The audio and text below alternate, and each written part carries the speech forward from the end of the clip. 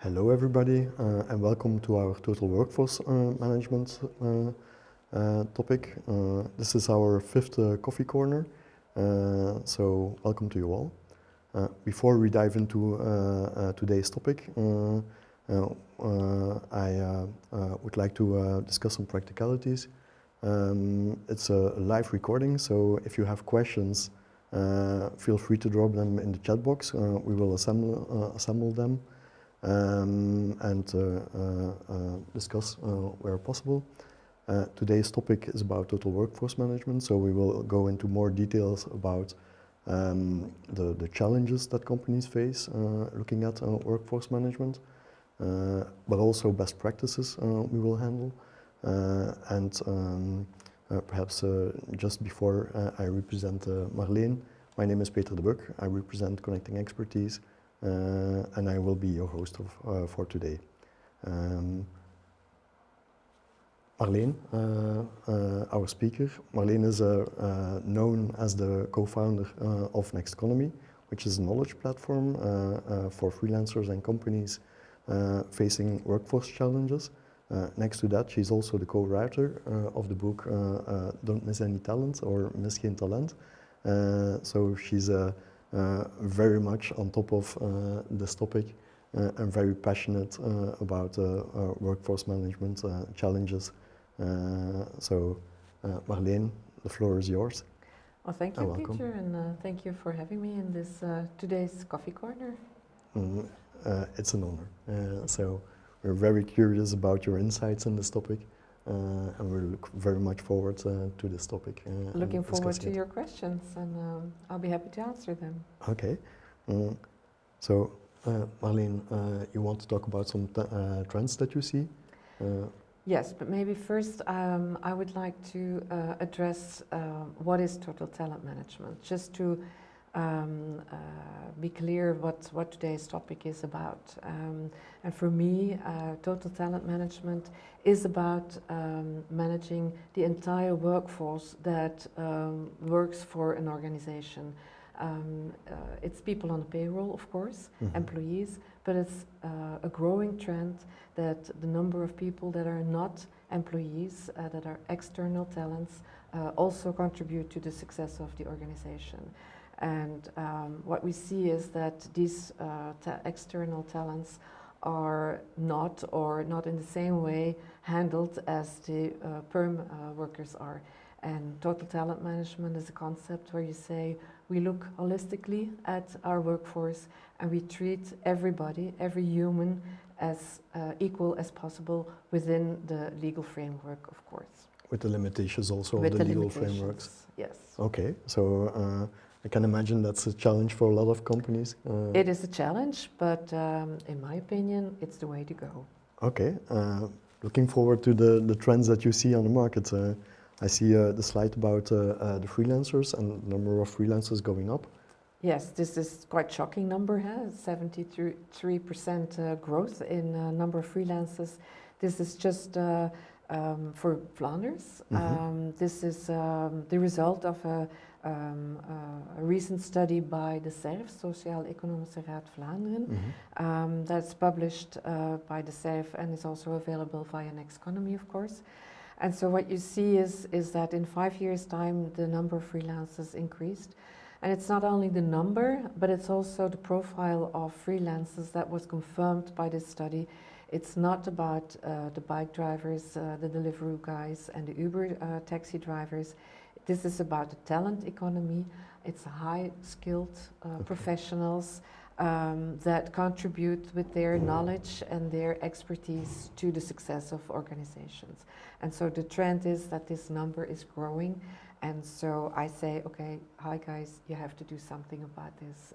Don't ignore this trend. Yeah. So we see that the trend is growing, but why is it growing? And is it also the case for all the different knowledge workers that are on the market? It is the case for all different profiles of professionals. It's not new for people in the media. It's not new for ICT profiles. But what you see is that HR, procurement profiles, people in graphics and marketing, all these profiles are launching their own independent business, and they start on a freelance base, offering their services and their knowledge. Absolutely. Why is this happening? Well, it's not new.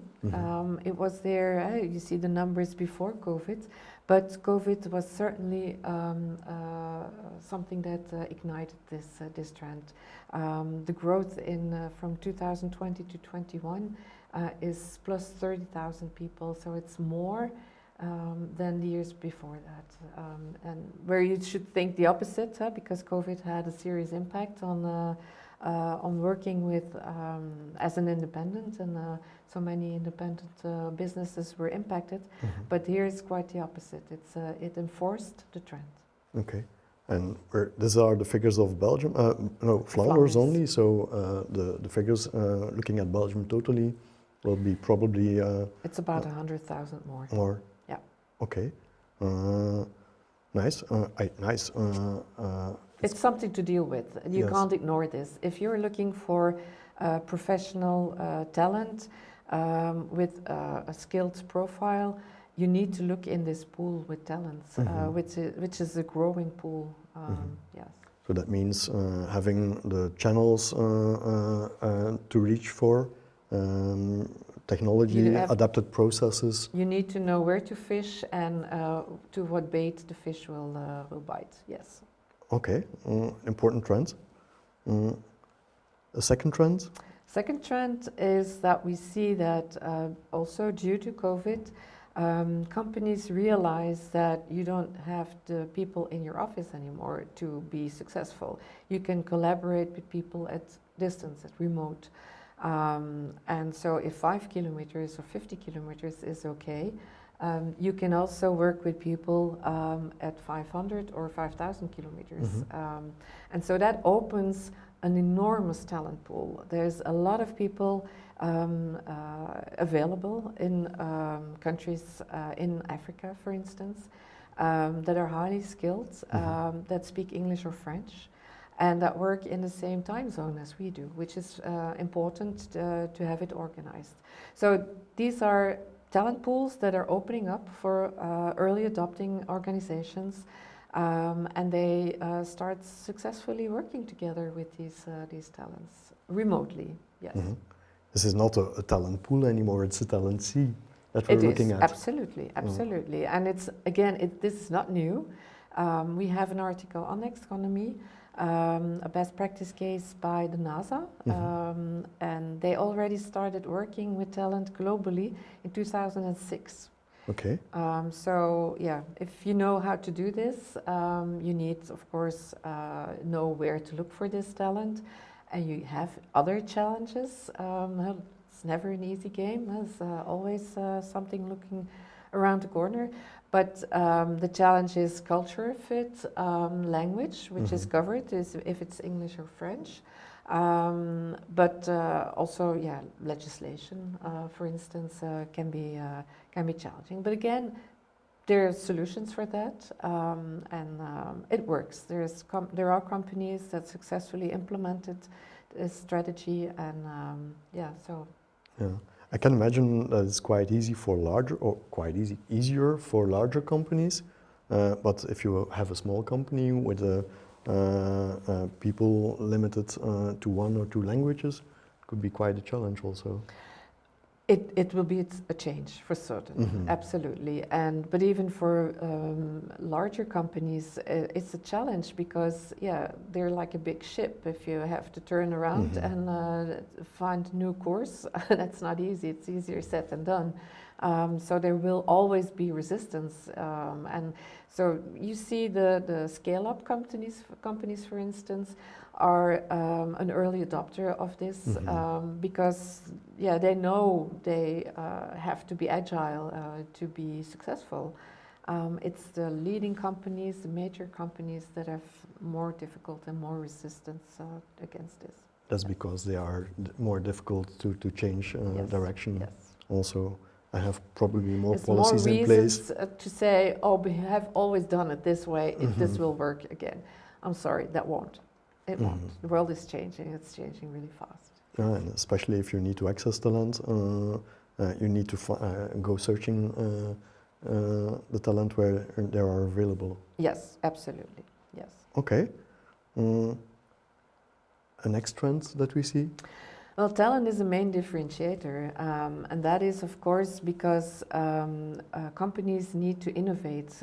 If you don't innovate, you are lagging behind, and you lose the game. And so, yeah, if you don't have the right talent to help you with this innovation on the right time and in the right number, you'll lose the game. So this is not new. This has always been the case. The difference is that talent is scarce and getting more and more scarce. Like 10 years ago, if you didn't have Mr. X or Y, that was always set. And so, yeah, you had a choice. You had a lot of opportunities to find the right talent. This is no longer the case. And so here it's really the matter, do we have the talent, yes or no? And if it's no, then it's an issue. That's a big issue. That's not easy to solve. Now, when you say this, I can imagine finding talent is one challenge, but keeping the talent on board is a second challenge. Absolutely. Do you see a lot of evolution on that behalf?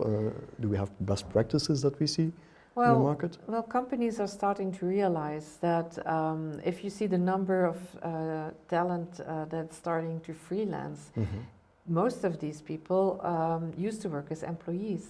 So they move from one pool to the other pool. And these are talents that companies are losing, and they're no longer employees. So keeping your back door closed is very important. So you see companies starting to organize their internal mobility, for instance, as a means to solve any vacancy with their own talent that's already on board, but also as a means to have people staying on board. Yes.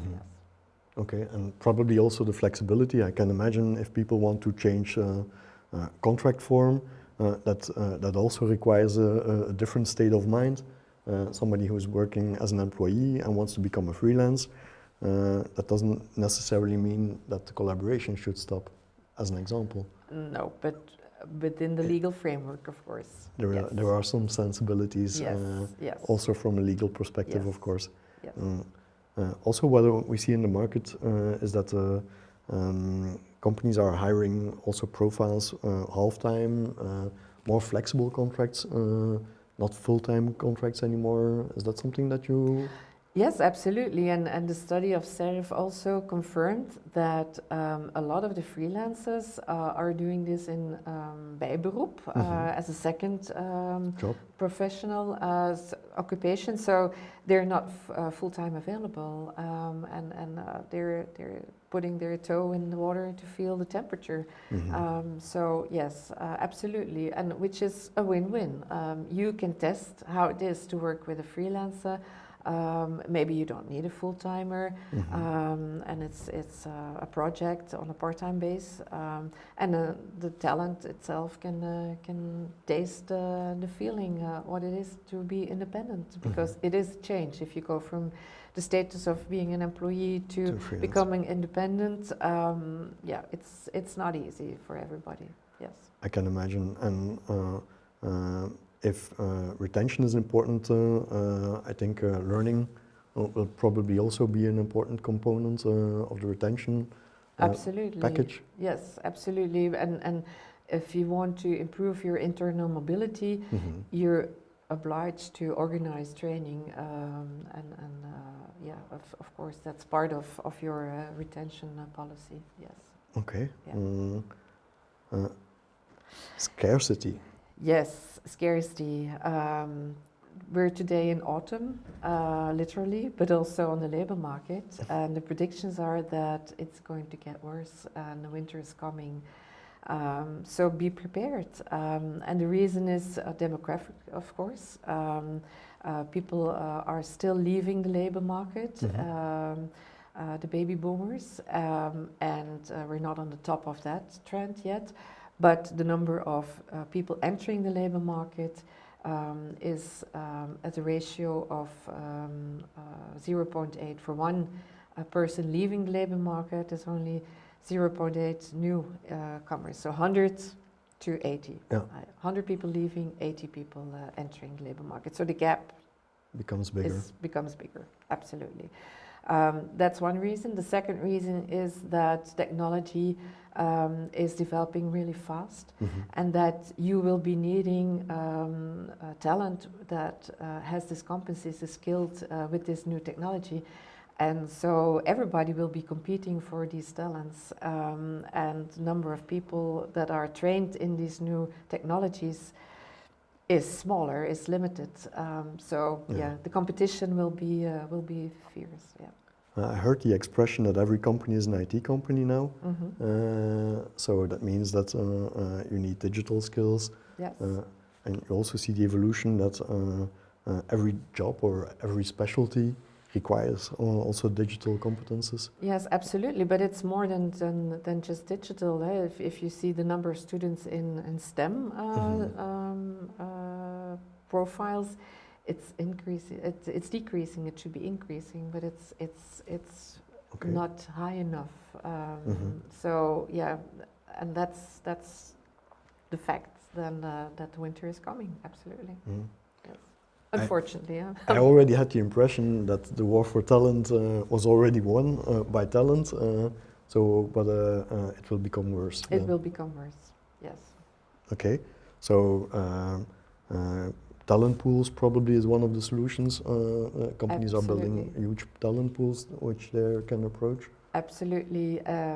Every talent that is available and that's suited for your project and that fits your culture, of course, and that is willing to work for you, you have to tie them to your company, be they on the payroll or not.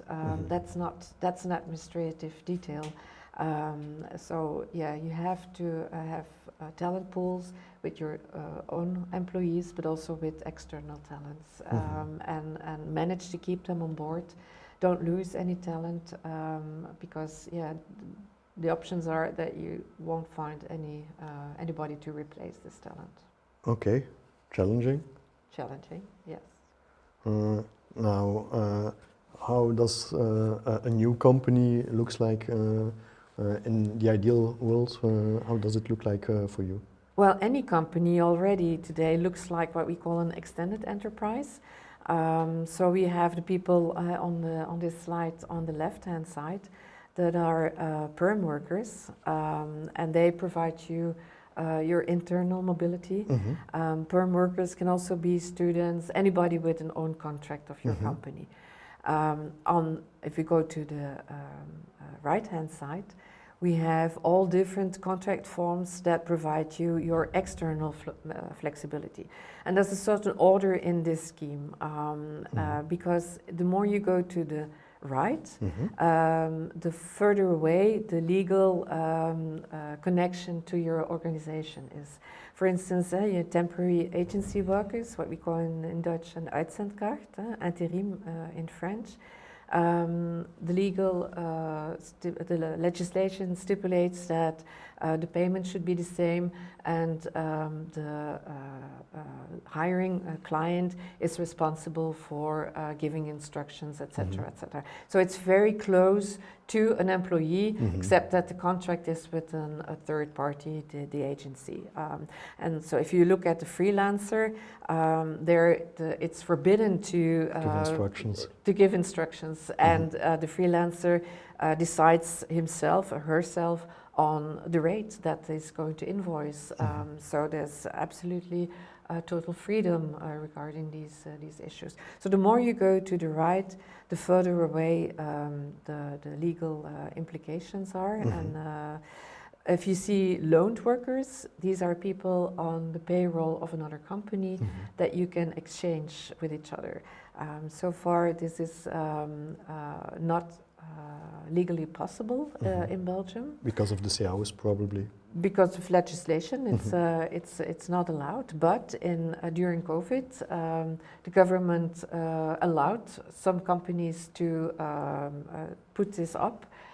They skipped the law temporarily, And this project has been evaluated as being very positive. Okay. And the Flemish government is currently running some pilot cases to see how this works in practical reality.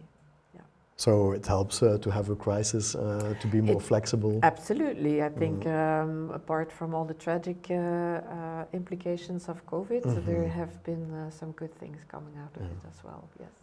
Okay. And when you talk about an ideal world, you have the internal people, you have the external people. What is a good balance? Is there a good balance for a company? No, it's not about balance. You need people, point.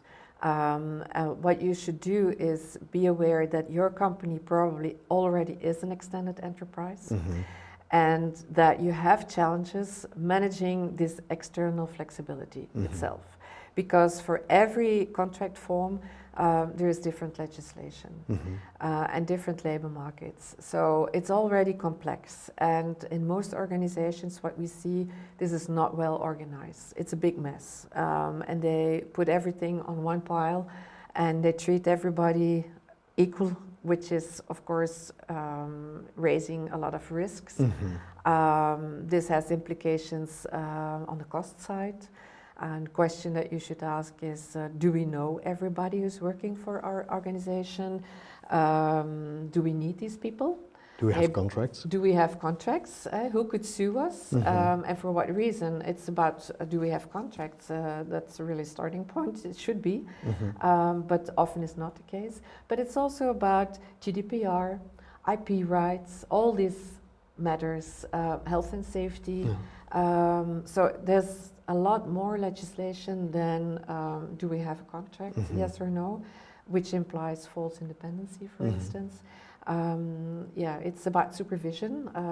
If you treat these people really equally to your employees, that's quite noble of yourself, but it's not really within the legal framework. So it has a lot of risk. So your organization is probably already an extended enterprise. You need to solve that. And then to continue, you should be aware of the trends in the labor market, and you have to know where you can find these talents. In which pools are they to be found? Who are the vendors to supply project sourcing? Who are the vendors with statement of work for specific projects? But also, in what talent pools can we find freelancers? Do we have to go through an agency, or can we have direct sourcing them ourselves? And what do we need to set up to get in touch with them? Yes. Okay. I can imagine when I look at traditional company, the temp labor workers are managed by HR consultants. Project sourcing is more by procurement. Statement of work can be a mixture. The business is heavily involved, probably. So the roles in a traditional company are becoming more difficult to get aligned. So are companies organizing themselves differently to cope with those challenges? Well, leading companies certainly are. And what they do is they start with their own mission, their own strategic plan. What are the services that we're going to develop and provide the next 3-4 years, or the products that we're going to produce the next 3-4 years? What kind of talent, what skills do we need, at what time, in which location? So they make their own strategic workforce planning, and then they look already at their current workforce, the perm workers and the contingent workers. Who do we already have on board? What are the skill gaps? And how do we get there? Can we get there by training of our current workforce, be it perm or external? Or do we need to go to the labor market and start sourcing ourselves? Are we going to put people on the payroll, or are we going to structurally work with external talents? These are strategic decisions they take upfront. And they have a vision, a very clear vision on this, and it's very clear for everybody in the organization. If there's a vacancy, what kind of talent and where to find this talent they have to put in this vacancy. This is not about the extended enterprise, it's also about the upgraded enterprise, because that means that people, departments like procurement, HR should be on board level involved. Absolutely, they have a strategic role in providing the C-level with the insights in the current workforce, entire workforce, perm and contingent, but also on trends in the labor market and knowing where to find talent, scarce talent. Yeah. Okay. It looks like a challenge, but it's feasible. I can confirm that a lot of companies are in the transition phase for the moment, and getting themselves organized differently to cope with these challenges. Yes. Okay. What is the good news? Is there good news? There's absolutely good news. There's a lot of people out there. There's talent. So yes, here there's scarcity, but there's, if you look at holistically, and you take a look at the entire world, there's a huge talent pool with a lot of talent, very high skilled, very eager, ambitious talent. You just have to solve some other issues to get in touch with them and to integrate them in your workforce. But there's also a lot of people willing to work on a flexible base. So yeah, you can try this out, and you're not stuck with them. So yes, it's very interesting. And yeah, you can upsize and downsize much more flexible this way. And yeah, it's very interesting to be more agile if you use this well. And that's why I say it's very strategic, because it has a cost implication, and the implication is on your innovative possibilities. So having the right talent on the right time, it guarantees that you're agile and that you can stay on the upfront of innovative, and that's guarantees you to always be able to say yes to your clients. I can see a lot of challenges, but they create also a lot of opportunities if you tackle them in the right way. Yes, absolutely. Yes. So talent, if managed correctly and if sourced correctly, can be an asset also. It absolutely is. Yes. So what we see is, leading companies are taking a total talent approach. They look at the humans, not assets or means or an invoice or whatever, or cost saving. Commodities. A commodity, whatever word they use. Now, to start with, people working for your company are humans, and they make sure that they don't miss out on any talent. So they know who's working already for the company, on the payroll, yes or no, but they also know where in the labor market they should source for this talent and how to get in touch with these people, to put them through the pipeline, the funnel for talent acquisition. Perhaps a naughty question, leading companies. I think about the Googles and the Facebooks of this world. Do we also have good local examples where you can see best practices being implemented? Well, yes, of course.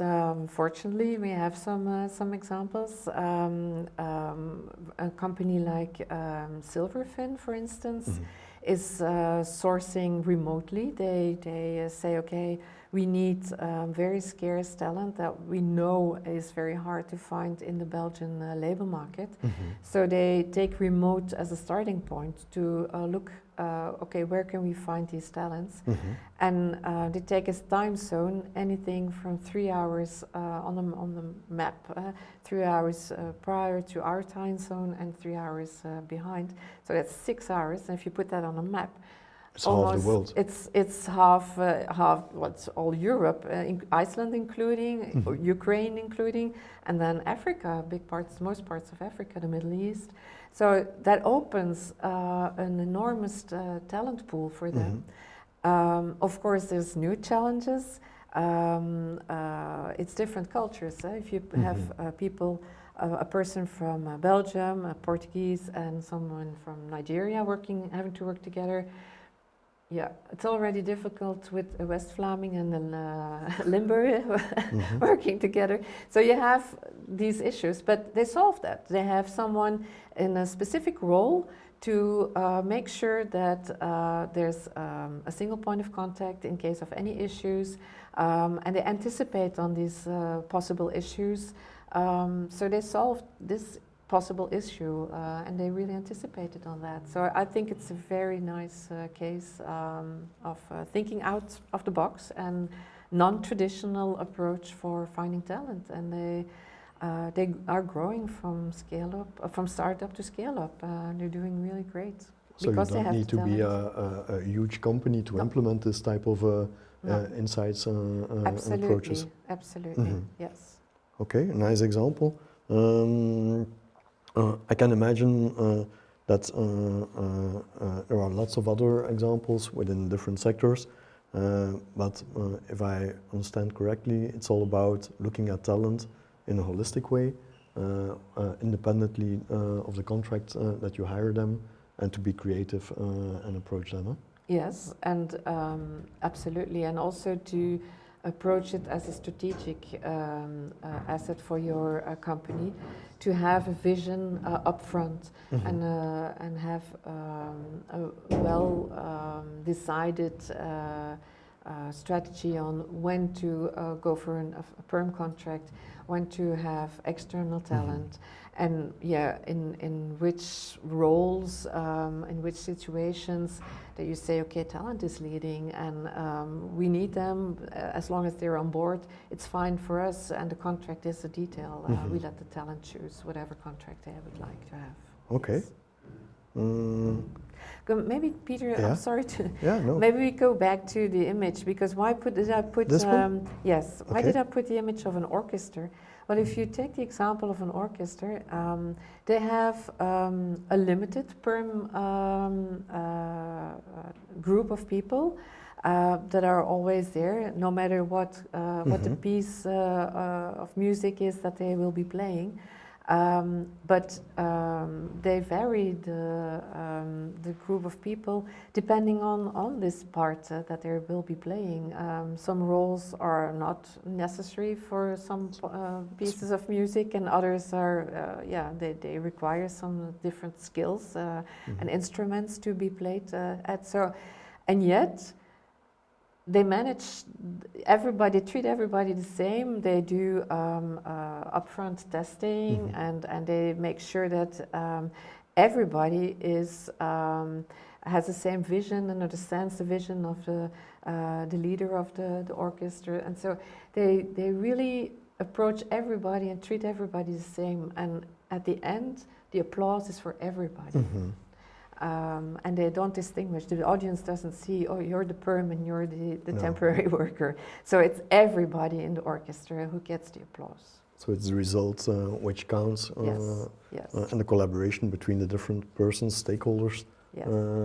which is a key to Yes. reserve. Yes. To And that's how you should look at your organization. It's an ecosystem where people constantly move in and out your organization, and that you have to make sure that it works, that everybody is connected to your vision, to your mission, and that they feel at home and that they fit in the culture, and they feel energized and are willing to give their best of their abilities and their knowledge to your organization.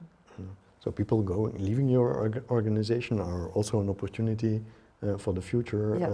To bring them back or to collaborate. Yes. Perhaps in a different way, but yes, except that people can leave, but that maybe it's temporary, and that you have to organize, anticipate on them coming back, and you have to organize that, of course. Yes. Okay, nice.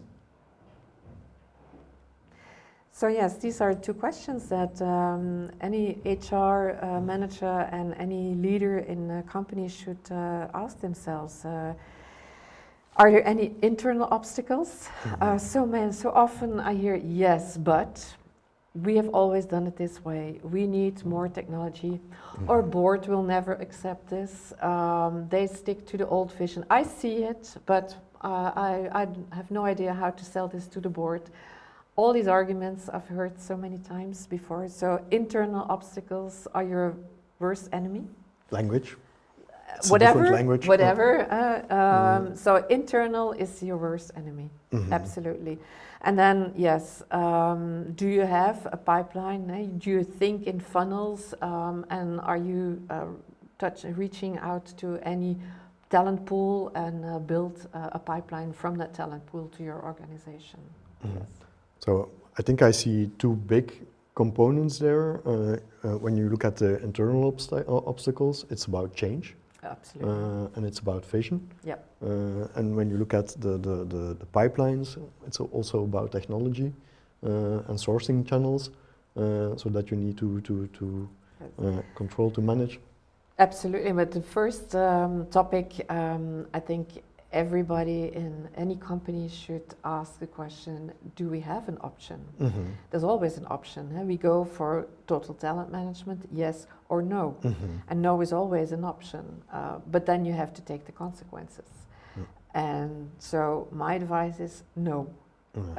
So if you really want to stay on top of the game, way, you need to invest in a total workforce management strategy. Yes, absolutely. And it's a journey. It's not something that you do overnight, but you should have a clear vision on where to put the flag, and then work step by step towards that goal, and build your business step by step, rebuild your company step by step. So the think big, start small concept is also absolutely important here. Yes. Yeah. Okay.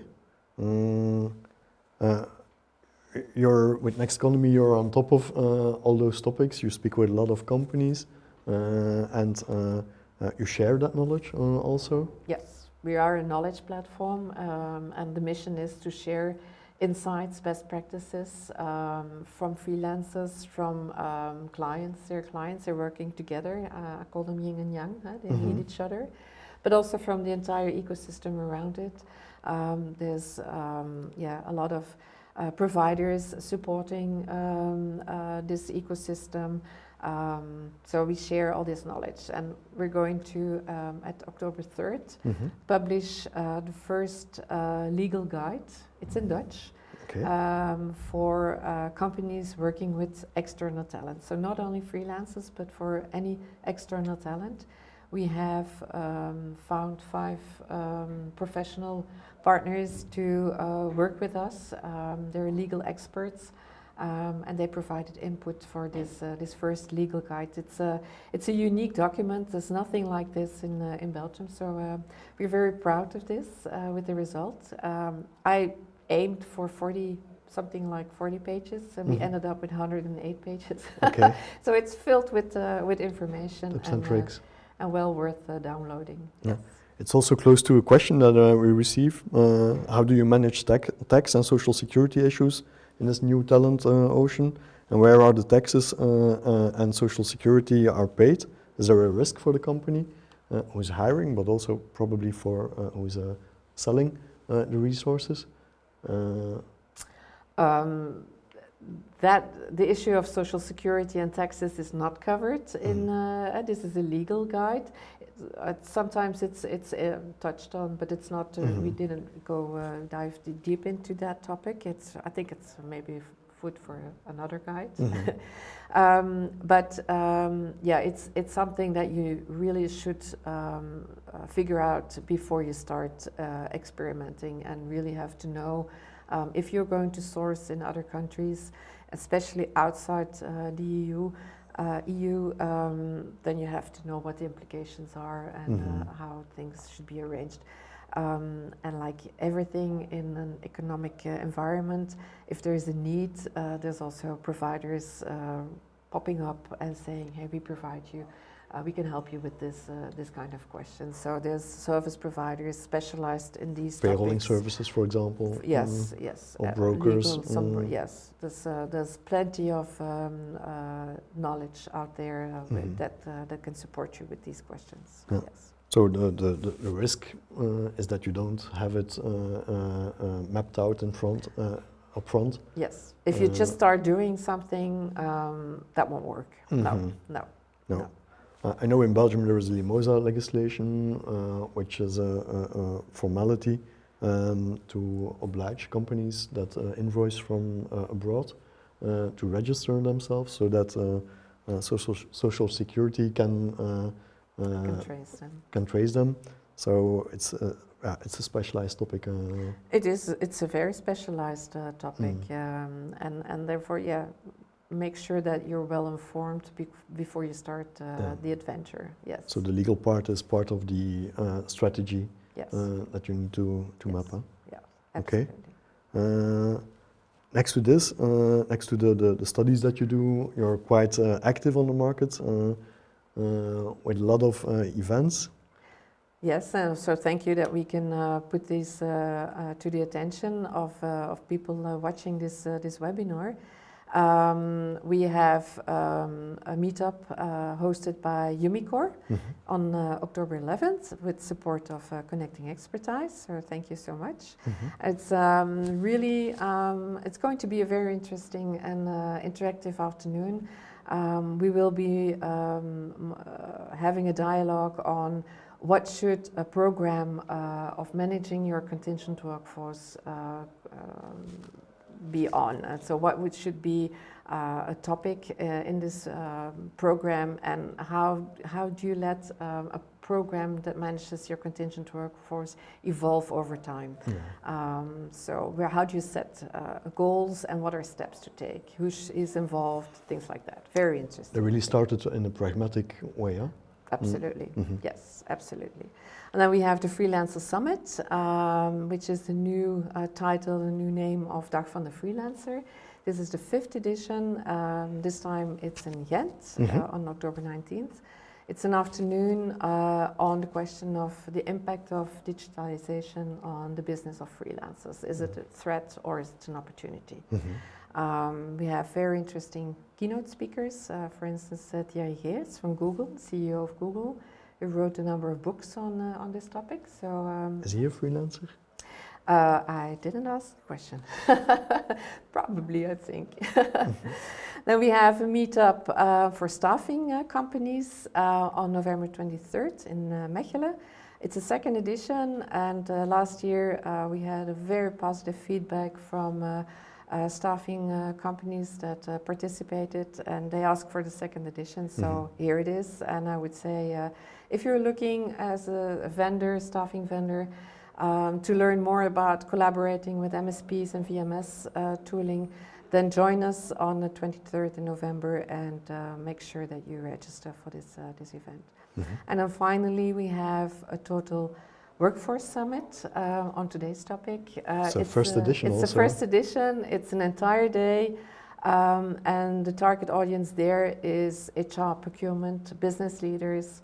To inspire them, we have a lot of early adopting companies that are willing to testify that day, that will provide keynote or in panel discussions and share their experience. Why did they start with total workforce management?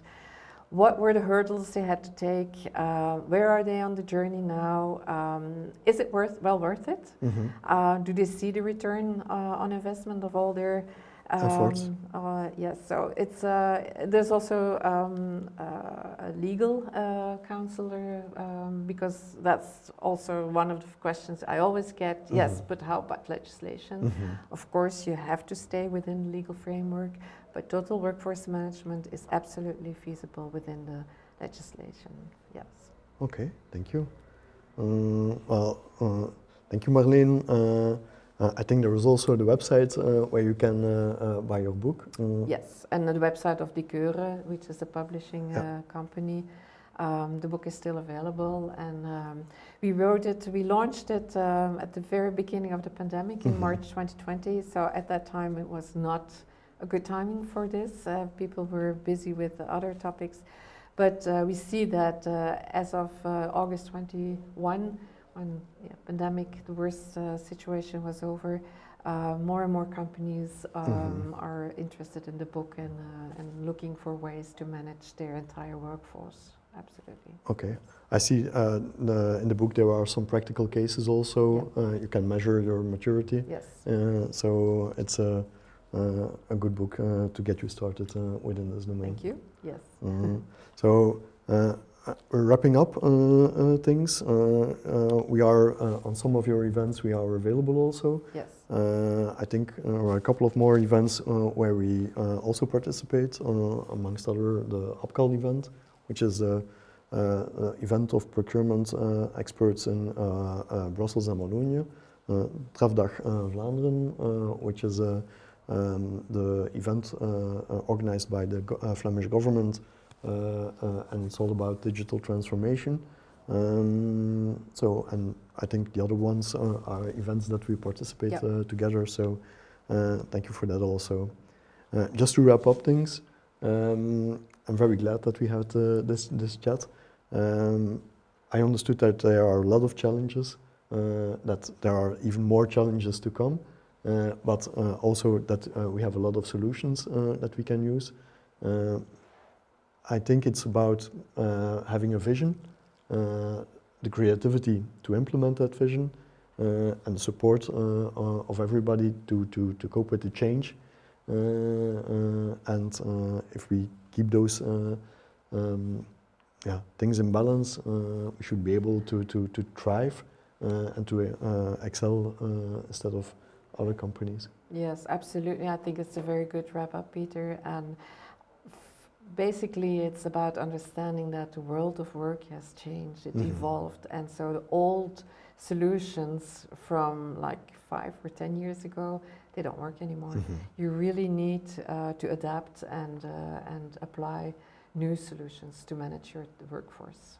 Yes. Okay, well, thank you for your time. Thank you. The slides will be shared, or the short link of the slides will be shared soon. If you have questions, remarks, suggestions, we will also provide all the participants with a sort of evaluation form. So if you have suggestions for future topics, you're welcome. Our next coffee corner will soon be announced, and it will be for end of November, first week of December. So follow us for more info, and thank you for participating for this coffee corner.